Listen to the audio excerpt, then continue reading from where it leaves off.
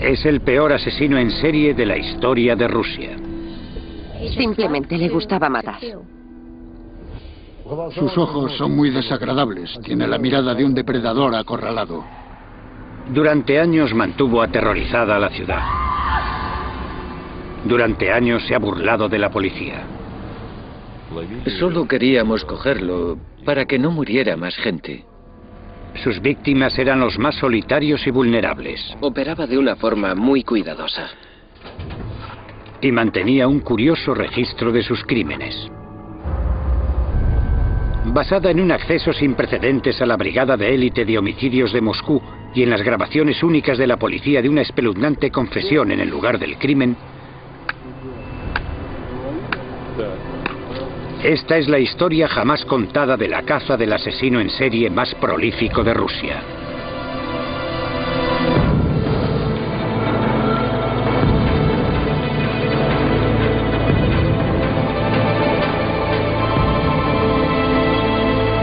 Asesinos en serie, el asesino del tablero de ajedrez. Moscú ha experimentado cambios extraordinarios desde los días oscuros de la Guerra Fría. Hoy es un lugar de fabulosa riqueza y de pobreza demoledora. De catedrales de postal y recios complejos residenciales, y también es el telón de fondo para uno de los asesinos en serie más famosos de Rusia. El Parque Vitsa es un bosque extenso que cubre 22 kilómetros cuadrados al sur de Moscú. Es un sitio muy popular, donde los rusos corrientes jugaban al ajedrez o simplemente disfrutaban de un agradable paseo. Pero durante años guardó un turbio secreto.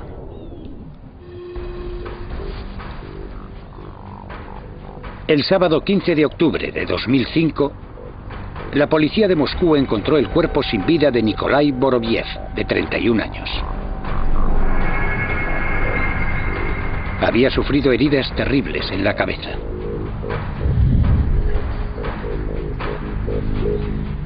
Denis Adamenko fue uno de los primeros policías en llegar al lugar.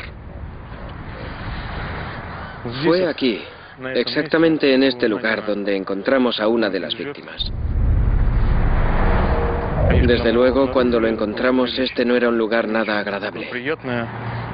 Presentaba numerosas heridas por todo el cuerpo y una botella clavada en su cráneo. Su cerebro estaba esparcido por toda la zona. Un mes después aparece otro cadáver, el de Nikolai Sakharchenko, de 63 años. Casi 2 semanas después, otro, Vladimir Didukin. Y una semana más tarde, otro, Nikolai Koryagin. Cuando llegó la Navidad, habían aparecido 7 cuerpos asesinados y mutilados en el Parque Vitsa. Ninguno de los cuerpos había sido escondido, y a ninguna de las víctimas se les había robado, pero todos tenían la misma horrible herida en común, una botella de vodka o un palo clavados en la herida abierta y sanguinolenta de la parte posterior de la cabeza. Quedó claro desde el principio que no eran simples coincidencias, sino que se trataba sin duda de un sanguinario asesino en serie. Teníamos que capturarlo enseguida. Las complicadas investigaciones de homicidios son llevadas a cabo por el equipo de élite de homicidios de la policía de Moscú, y su investigador más experimentado y de más alto rango es Andrei Suprunenko, quien a menudo se las tiene que ver con el submundo criminal de Moscú y con los asesinos más violentos de la ciudad. Está acostumbrado a llevar casos complejos y peligrosos, como el que le costó la vida a su predecesor. Empecé a investigar este caso criminal en febrero de 2006, cuando quedó claro que nos enfrentábamos a un asesino en serie. Fue difícil porque nunca dejó que nos relajáramos. Cada 2 semanas aparecían cadáveres nuevos. No paramos de trabajar ni un solo día. Con 7 cadáveres descubiertos por la policía y un asesino en serie suelto, Moscú se convierte en una ciudad dominada por el miedo. La periodista de investigación, Yana Zarkinskaya, se siente atraída de inmediato por el caso y empieza a cubrir la historia para la prensa rusa y británica. Nos dimos cuenta de que se trataba de un asesino en serie que operaba en el Parque Vitsa. Le llamábamos el maníaco de Vitsa. La gente estaba asustada El Parque Bitsa es un sitio donde se va a pasar un buen rato, pero la gente tenía miedo de ir por allí porque había una sensación de peligro. A pesar de haber encontrado tantos cadáveres, la policía tiene pocas pistas para averiguar la identidad del maníaco de Bitsa. El asesino no dejaba ningún indicio. Intentamos recoger diferentes objetos de los escenarios del crimen, pero nuestros análisis no mostraron ningún indicio, ni huellas digitales, ni nada. El maníaco operaba de una forma demasiado cuidadosa.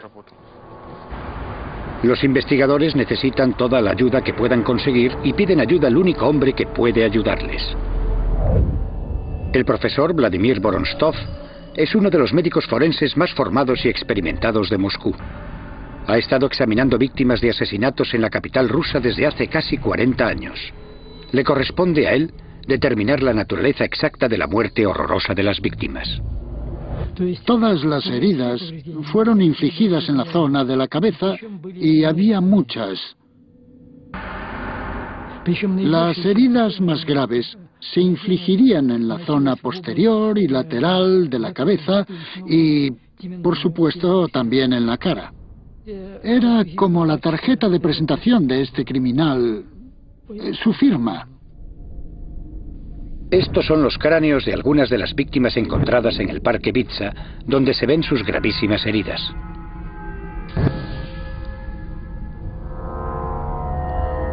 Aunque las pruebas forenses son muy limitadas, el profesor Vorontsov todavía puede determinar el arma que debió usarse. Esta fractura fue causada por un objeto que tenía una arista en forma de ángulo. Podría haber sido un martillo. ¿Pero quién es el asesino que empuña el martillo en el Parque Bitsa? En pocas semanas sucede algo que promete desvelar todo el misterio. Señorita, venga aquí.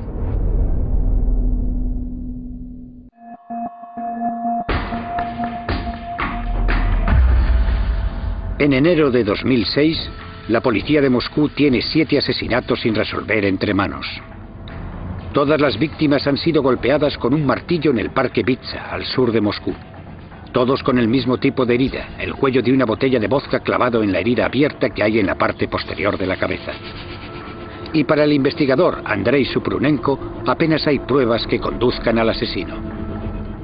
Nadie sabía nada del asesino, si era hombre, mujer o niño. Si vivía en la zona o si había vivido ahí, si conocía bien el parque, nadie sabía nada. Era un completo enigma. Con muy poca información concreta con la que seguir, abundan los rumores y las hipótesis. Pero un lugar muy cercano atrae la atención de los investigadores. ¿Podría estar el asesino delante de sus narices? Hay un sanatorio psiquiátrico en los límites del Parque Bitsa. Algunos de los pacientes tienen permiso para dar un paseo por allí. A veces el permiso es de un día. Y existía la teoría de que el asesino podría ser un paciente de este sanatorio que podría haberse escapado y escondido en el parque donde cometería los asesinatos. Se comprobó la identidad de un número considerable de gente. A cualquier persona que fuera mínimamente sospechosa se le daba el alto y era interrogada inmediatamente por la policía.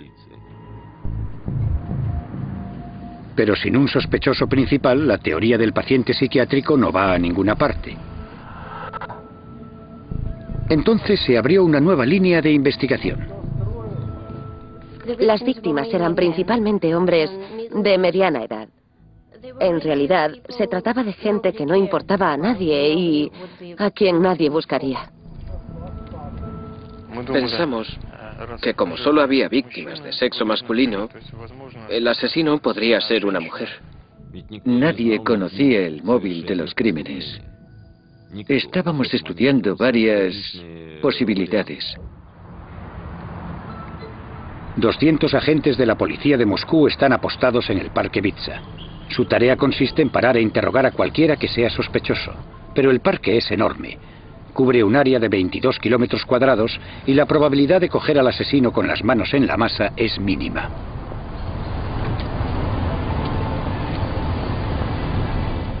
Señorita, venga aquí.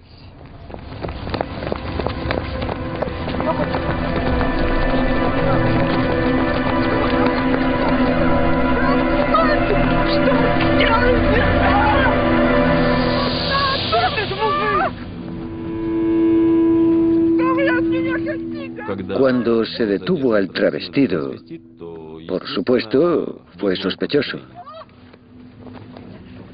Luego, la policía hizo un descubrimiento sorprendente. El travestido llevaba un martillo en su bolso. Parecía que era el tipo que buscaban. Pero el travestido afirma que solo lleva el martillo para protegerse de un ataque. Cuando la historia sale a la luz, es un gran día para la prensa. Pensamos que ese era el auténtico asesino y hubo muchos periódicos con el titular «Han cogido al maníaco de Ibiza». Pero el travestido tiene una buena coartada. Llegamos a la conclusión de que no era el asesino al final del primer día. Pero comprobar su coartada nos llevó casi 24 horas de trabajo ininterrumpido. Y solo después de comprobarla se le puso en libertad.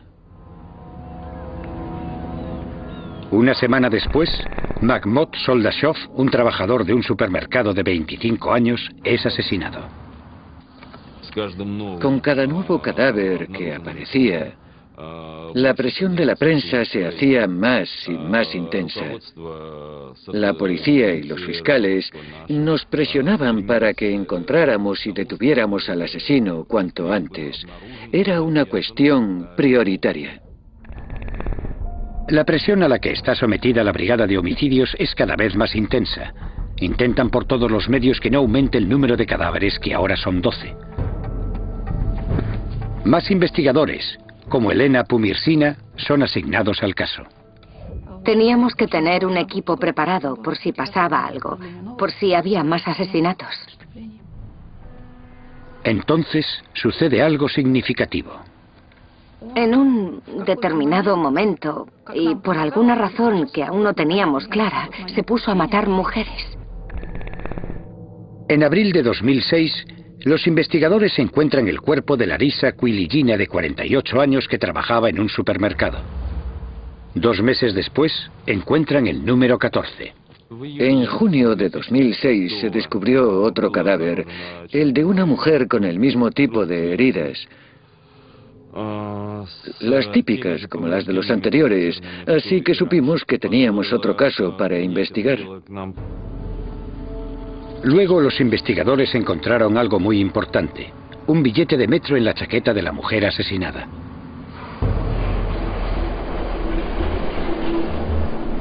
Los detectives ahora empiezan a estudiar detenidamente las grabaciones del metro de Moscú para ver si consiguen averiguar quién viajó con la mujer ese día. Pero es una tarea inmensa. Después sucede algo más.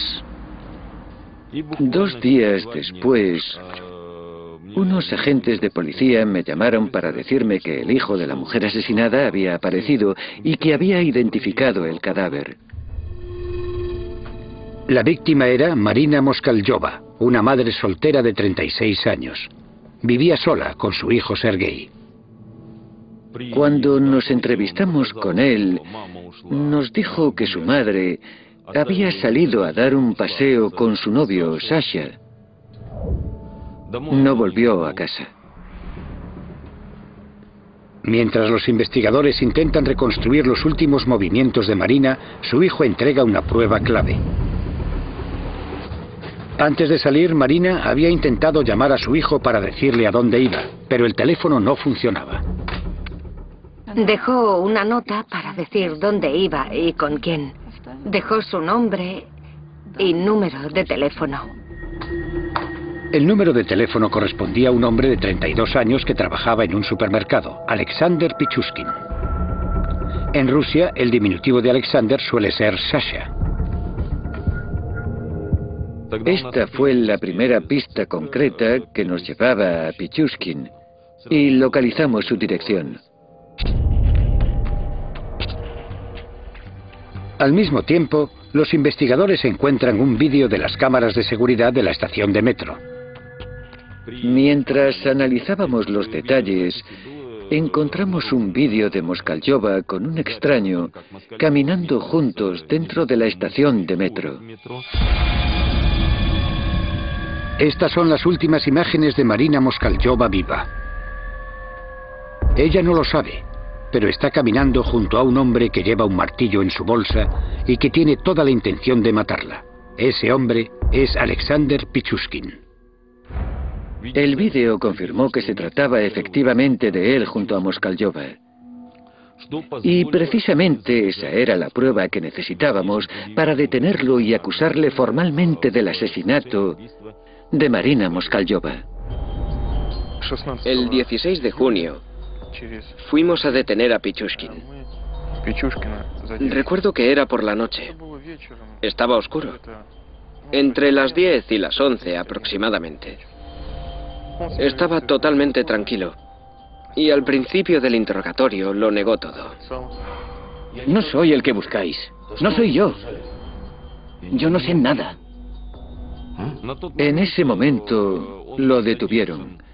Solo se le acusaba del asesinato de Moskalyova. Pero con las pruebas contra él acumulándose, la nota que había dejado la mujer y las imágenes en vídeo de sus últimos momentos, los investigadores están seguros de que han detenido al hombre correcto. Y Pichushkin pronto se da cuenta también. Suelen confesar, todo el mundo confiesa, al final no había duda. La investigadora Pumirsina tiene razón. A las pocas horas, Alexander Pichushkin confiesa el asesinato de Marina Moskalyova. En realidad, el maníaco de Vitsa, como me llamaban, soy yo. Después de 8 meses de intenso trabajo, los investigadores tienen al hombre que buscaban. Por supuesto, cuando detuvimos al asesino, todos estábamos muy satisfechos. Ahora los detectives pueden reconstruir los últimos momentos de Marina.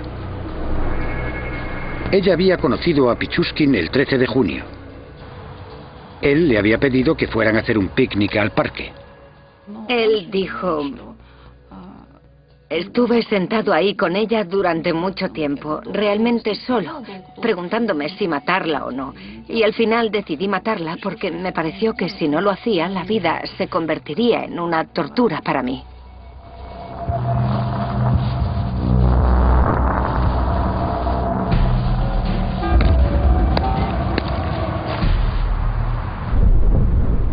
Los investigadores sospechan que Pichushkin ha cometido 14 asesinatos en el parque Vitsa.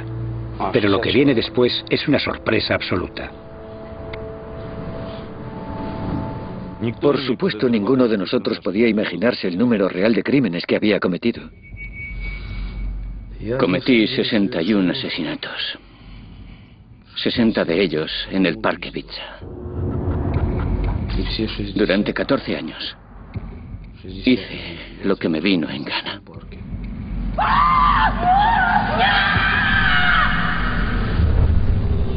Era casi como Dios.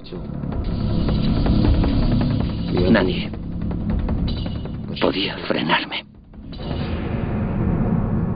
Es una confesión sorprendente. Cuando confesó, fue una sorpresa para todos porque es enorme, una cifra enorme. 60 víctimas harían de Pichushkin el asesino en serie más prolífico de Rusia. Incluso más que el depravado carnicero de Rostov, Andrei Chikatilo. Necesitábamos comprobarlo todo. Y eso quería decir que teníamos mucho trabajo por delante antes de dar por cerrado el caso. Y entonces los investigadores encuentran algo que les hace pensar que la historia de Pichushkin podría ser verdad. Después de encontrar a Pichushkin, se hizo un registro de su domicilio.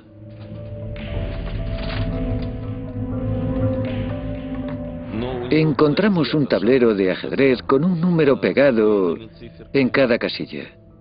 Cada cifra, cada número, era un asesinato.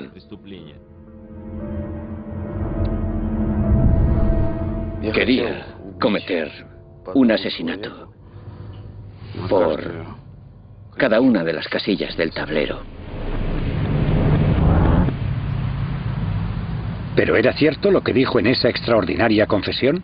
Él podría haber dicho cualquier cosa, pero nosotros no podíamos creer nada a menos que tuviéramos pruebas.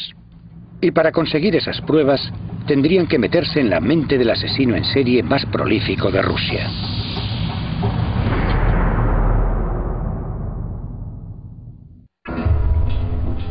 En junio de 2006, después de haber encontrado 14 cadáveres en el Parque Bitsa, la Brigada de Homicidios de Moscú detiene a Alexander Pichushkin, sospechoso de ser el maníaco de Bitsa.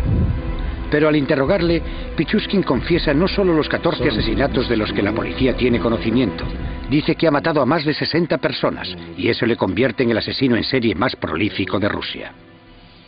Era casi como Dios. ¿Pero es cierto todo lo que dice? Cada una de las confesiones tiene que ser analizada y probada. Es un trabajo ingente. Uno de los nombres que Pichushkin da a los investigadores es el de Vladimir Fomin, un joven que desapareció sin dejar rastro en 2003. Nikolai Fomin recuerda el día en que desapareció su hijo. Bueno, él se fue el 14 de octubre de 2003. A eso de las 7 de la tarde nos dijo que iba a comprar cigarrillos.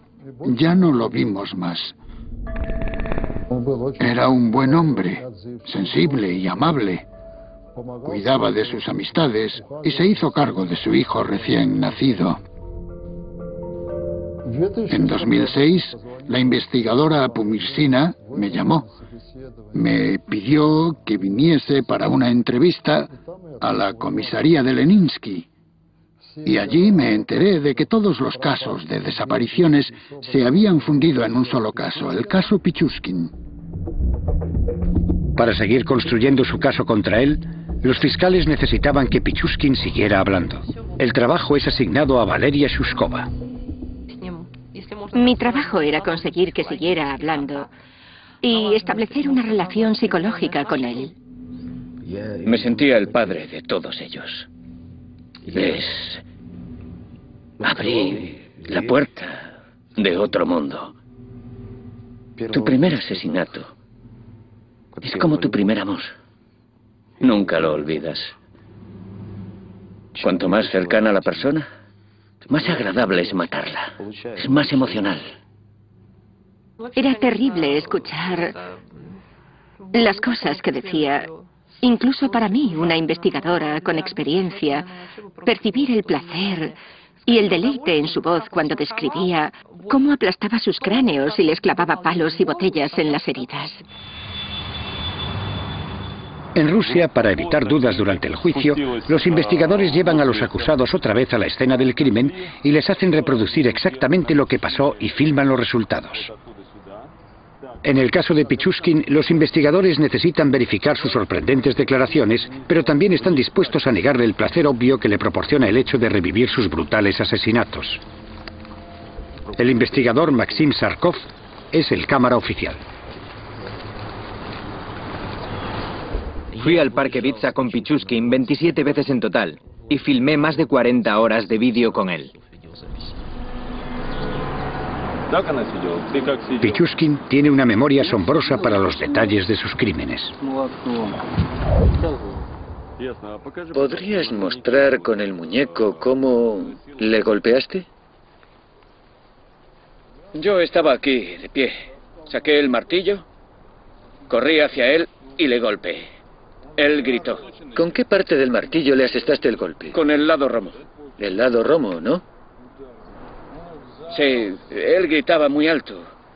Le golpeé otra vez enseguida. Y él se cayó. Así. ¿De espaldas? De lado. Bien. ¿Y luego qué pasó? Luego le golpeé aquí, ahí, varias veces. En la cabeza, para rompérsela. Le clavé la botella de vodka en la cabeza. Primero quería usar un palo, pero no cabía. Lo saqué y lo tiré. Clavé la botella. Estuvo resollando mucho tiempo, incluso cuando ya estaba muerto. Le golpeé otra vez en la mandíbula. El hecho de que recordara con tanto detalle lo que había hecho en cada momento fue de mucha ayuda. Él conocía el bosque muy bien y nos enseñó los lugares exactos donde había cometido sus crímenes. Denis Adamenko es el oficial que va esposado a él a lo largo de sus confesiones en el bosque. Solo tenía un pensamiento. Quería que nos enseñara todos los que pudiera, que nos lo contara todo. Dónde tiraba a la gente, dónde los dejaba. Quería todas las pruebas que pudiera conseguir. Así que empecé a golpearle así. Pero el caso contra Pichushkin no puede depender solo de su confesión. Cuando los forenses examinan las heridas en la cabeza de Boris Gratchin, un hombre de 64 años que fue asesinado en el Parque Bitsa el 19 de diciembre de 2005, hacen un descubrimiento interesante. Encontramos trozos de plástico introducidos en las heridas al examinar las muestras de piel. Nuestra conclusión preliminar fue que esos pequeños fragmentos de plástico podrían formar parte del objeto usado para golpear. La policía de Moscú recuperó este martillo. Pichushkin afirma haberlo usado, pero hace falta probar que es el arma del crimen. Mientras estábamos estudiando con mucho detenimiento el martillo, encontramos que presentaba algunos arañazos profundos en la superficie del mango, cerca de la cabeza. Al compararlo con las partículas que habíamos encontrado, resultó evidente que formaban parte de ese mango.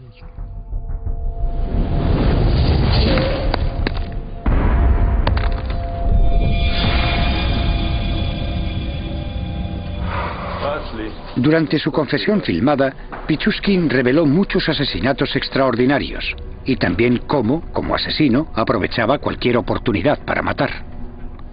Todas sus acciones iban encaminadas a cometer tantos asesinatos como fuera posible. El 18 de enero de 2002, Pichushkin conoció a un hombre sin hogar de 40 años llamado Slavin. Le empujé hasta aquí y le tiré al suelo. Y él empezó a decir, ¿por qué me tocas? ¿De qué va todo esto? Así que entonces le levanté por el cinturón y por los pantalones. Así. Le puse así con la mitad de su cuerpo dentro y la otra mitad fuera del balcón. Y luego tiré de sus piernas hacia arriba y se cayó del balcón. Lo siguiente que escuché fue su grito ahí abajo, después de caerse. La gente pensó que se trataba de un suicidio y no de un crimen. Él sabía perfectamente lo que pasaba, sabía perfectamente lo que hacía.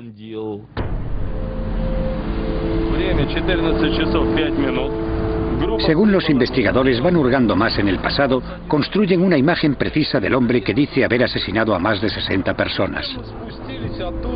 Pichushkin nació en Moscú el 9 de abril de 1974. Sus antecedentes parecían corrientes. Vivía con su madre y su hermana en este apartamento de la calle Kersonskaya. Es un piso típico de la época soviética y no está lejos del Parque Bitsa. Tenía un trabajo fijo en un supermercado y en general le caía bien a la gente. Su vida era normal y corriente. Pero Alexander luchaba por ser diferente. Un equipo de médicos del Instituto Ruso de Psicología dedicó 6 meses a estudiar el historial psicológico de Pichushkin. Uno de ellos era el psicólogo Eugeni Machushkin. No era feliz en su vida privada. Solo hacía su trabajo y llevaba una vida solitaria. Por lo que sabemos, intentó vivir con mujeres en varias ocasiones e incluso intentó formar una familia, pero fracasó.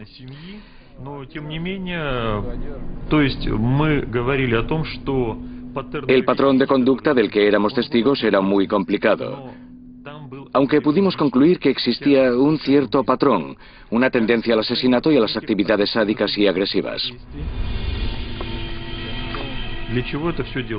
La pregunta es, ¿por qué hacía todo eso? Para que le diera un subidón, para conseguir satisfacción y placer sexual. Ciertamente, la agresión y la crueldad son muestras de un síndrome sádico y agresivo. Una descarga de sus intenciones agresivas. Tenía un don. el de llevarse bien con la gente y hacer que se sintieran tranquilos.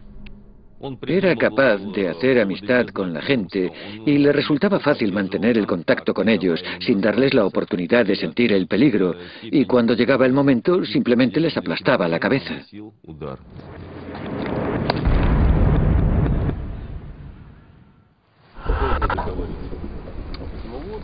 Durante las 40 horas de confesión filmada en el bosque, Pichushkin continúa horrorizando a los investigadores por la naturaleza de sus crímenes.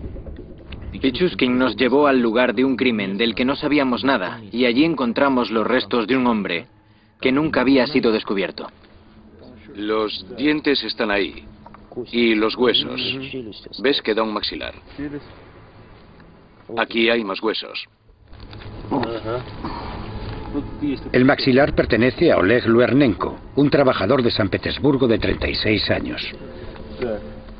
Era un lugar muy escondido en el bosque y por desgracia no quedaba mucho de ese hombre. Los animales habían estropeado demasiado el cadáver y prácticamente no quedaba nada para poder reconocerlo. Luernenko es la 15ª víctima de Pichushkin que se encontró en el bosque. Pero el asesino del tablero de ajedrez afirma que ha asesinado a más de 60 personas. Entonces, ¿dónde están los otros 45 cadáveres? Al analizar sus archivos, los investigadores se fijan en el caso de un crimen sin resolver que tuvo lugar en el Parque Vitsa 4 años atrás. En febrero de 2002, la policía local recibió una llamada desde un hospital sobre una paciente con extrañas heridas. Llamo del hospital número 6. Tenemos aquí a una paciente que creo que debería ver. ¿Cuándo cree que podrá venir? María Viricheva tenía una historia preocupante acerca de un hombre que había conocido recientemente, un hombre llamado Alexander Pichushkin. ¿Qué ha pasado? ¿Quién se lo ha hecho? Le conocí en la estación de metro. El 23 de febrero de 2002, María conoció a Alexander Pichushkin cerca de la estación de metro de Kakhovskaya. Acababa de separarse de su novio y estaba desesperada por conseguir llegar a fin de mes. Yo estaba llorando. Él se acercó y me preguntó qué me pasaba. Me ofreció una bebida. Pichushkin se ofreció para venderle unas cámaras. Le dijo que las había escondido en el Parque Vitsa. María Viricheva estaba embarazada en ese momento. Me llevó a un lugar muy apartado y me dijo que las cámaras estaban en la alcantarilla.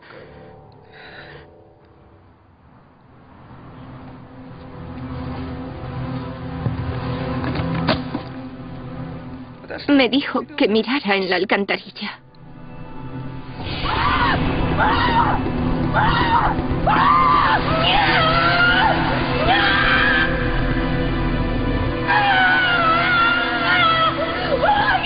El agua, que corre muy rápidamente, arrastra a Viricheva, que consigue aferrarse a la vida al encaramarse en una alcantarilla en desuso.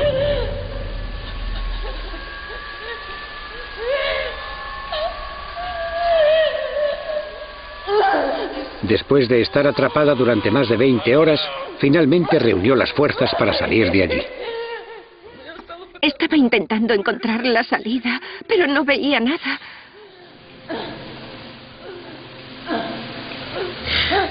Creí que iba a perder a mi bebé por culpa de ese mal nacido. En ese momento, la policía local decidió no seguir con la investigación a pesar de la declaración detallada de Viricheva. Ella sabía quién había intentado matarla y dónde encontrarlo, pero el policía local le pidió que no siguiera adelante solo porque no querían lo que para ellos era un mal caso. Pensó que no era importante y no quería hacer trabajo extra. Ahí se perdió una buena oportunidad. Tuvieron la posibilidad de cogerle mucho antes y de salvar más de 20 vidas, creo.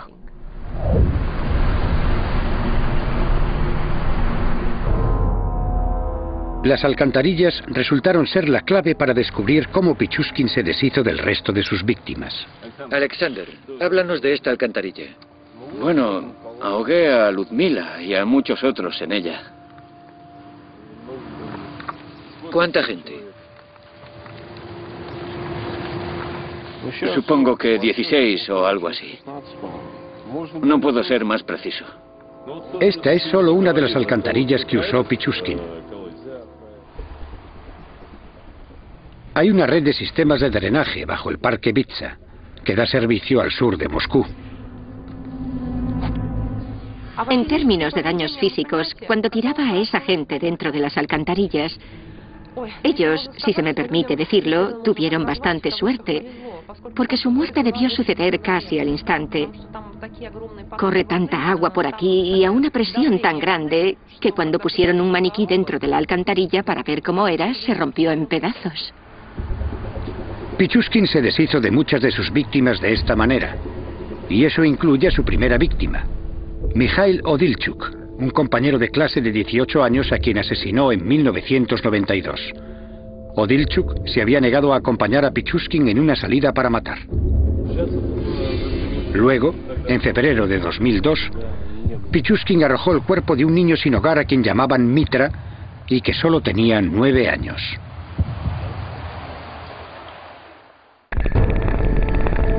Pichushkin afirma que arrojó los cuerpos de unas 43 personas en las alcantarillas que hay bajo el parque Vitsa. Incluso nos echó la culpa por no ser capaces de encontrar todos los cadáveres. En serio. Nos echó en cara que no trabajábamos lo suficiente, que éramos unos vagos. Llegamos a tener que decirle que si no hubiera arrojado los cuerpos a las alcantarillas, si los hubiera dejado sobre la tierra, los habríamos encontrado todos.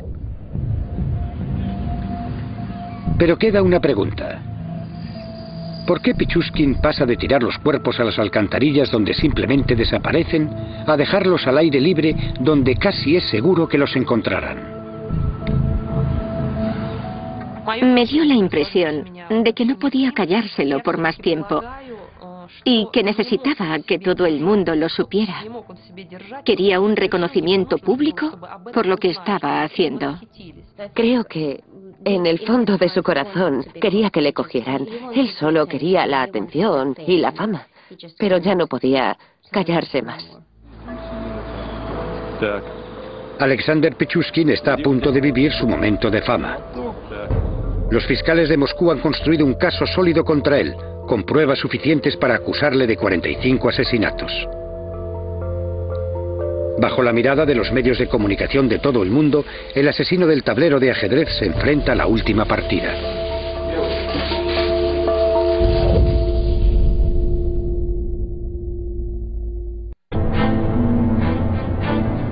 El 13 de septiembre de 2007, el asesino en serie más prolífico de Rusia, Alexander Pichushkin, va a juicio en Moscú, acusado del asesinato de 49 personas. Es la culminación de un impulso de matar que ha durado más de 15 años y que ha mantenido a la ciudad aterrorizada. Yo fui a la vista. Para él fue una verdadera actuación. Él quería la atención y ese era el sitio donde podría conseguirla. Estaba el jurado, la prensa, los fiscales, el juez, y él era el centro de todo. Estaba disfrutando. Lo único que quería era que el jurado estuviera presente en la vista, de manera que tuviera tanto público como fuera posible, y habló con mucho placer en el juicio sobre las cosas que hizo. Realmente disfrutaba. Este es el momento de fama de Pichushkin y actúa como nunca. Le preguntan si se arrepiente de algo. Pichushkin hizo una breve pausa y luego dijo, sí, me arrepiento de una cosa. Me arrepiento de que me arrestaran tan pronto. Estaba planeando matar a otra mujer a los 2 días.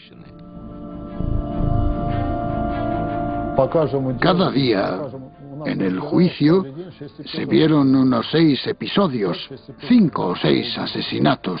Pichushkin era muy reservado y asentía cuando le hacían preguntas. Sí, lo hice, sí, fui yo.